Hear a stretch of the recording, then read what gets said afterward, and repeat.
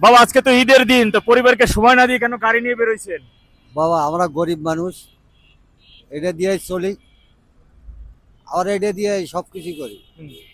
হ্যাঁ, এখন কি করি, আমার গরিব, এখন কামাই রোজগার নাই, এটা দিয়েই সংসার চলে। আর আপনি দেশের বাড়ি কই? আমাদের দেশের বাড়ি হলো গাইবান্ধা ডিস্ট্রিক্ট। গাইবান্ধা। তা এখন তো যেহেতু আগে সরকার অনেকদিন শাসন করে চলে গেছে, নতুন সরকার আসছে, তা এখন আগে থেকে কোন অবস্থায় আছেন? আগের থেকে বিপদ বেশি, আরো আগের থেকে আরো অনেক বিপদ।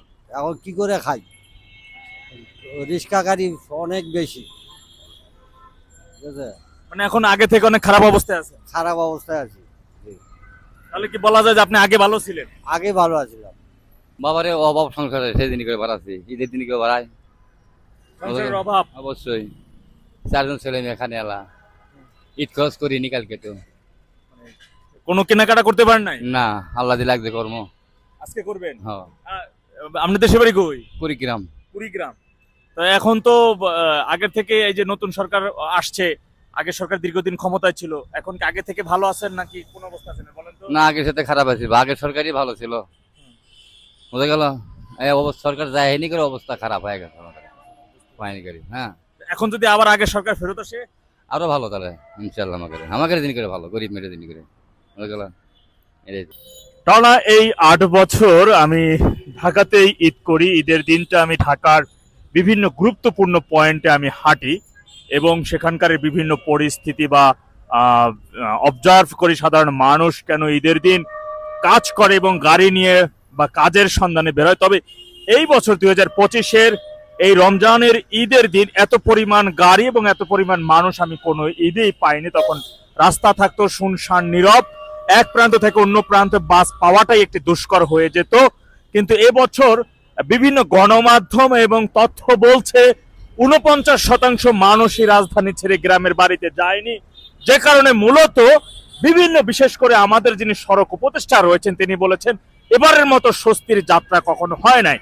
ঠিক আছে, তার কথা, স্বস্তির যাত্রা যেহেতু হয় না, এর মূল কারণ ছিল সাধারণ মানুষ অন্যান্য বারের মতন এত কম এবছরই শুধু গ্রামের উদ্দেশ্যে ছুটেছেন, কেননা তাদের অর্থনৈতিক মন্দা অবস্থায়।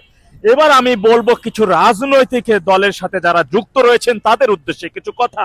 আপনারা মুষ্টিমেয় কিছু ব্যক্তিরা যদি বলেন আলহামদুলিল্লাহ অনেক ভালো ঈদ কেটেছেন, এবারের মতো স্বস্তি আর কখনো পান নাই, তাহলে সেটা হবে এক প্রকারের মুনাফেকি কথা এবং এক প্রকারের 2 নম্বরী কথা বলে আমি মনে করি। কারণ আপনি যদি কখনো কোনো রাজনৈতিক দলের সাথে যুক্ত হয়ে থাকেন, কোনো রাজনৈতিক দলের আদর্শে বিশ্বাস হয়ে থাকেন, তাহলে আপনি সাধারণ মানুষের কাতারে আসবেন এবং সাধারণ মানুষের দুঃখ দুর্দশার কথা বিবেচনা করে সেই সময়ের কালের আপনার আনন্দ উৎফুল্লার কথা আপনি উল্লেখ করবেন।